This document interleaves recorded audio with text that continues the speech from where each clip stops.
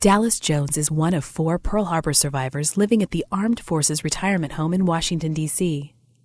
Jones escaped the December 7, 1941 attack unharmed and went on to see combat action in the European and Pacific theaters in World War II.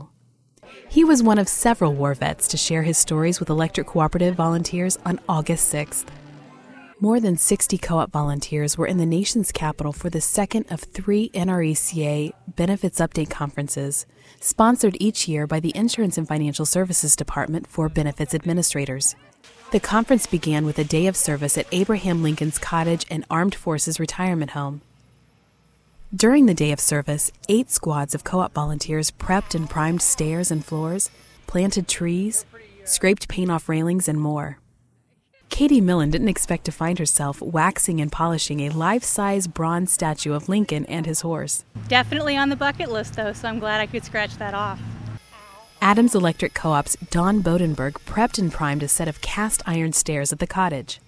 The co-op is headquartered in Gettysburg, Pennsylvania, where President Lincoln delivered his famous Gettysburg Address. Lincoln was huge, of course, in Gettysburg, still is. And in Gettysburg, we just celebrated 150 years of the Civil War. And so it's been a really big thing. When they finished their tasks, volunteers flocked to the retirement home where they mingled with some of the more than 500 veterans who live there.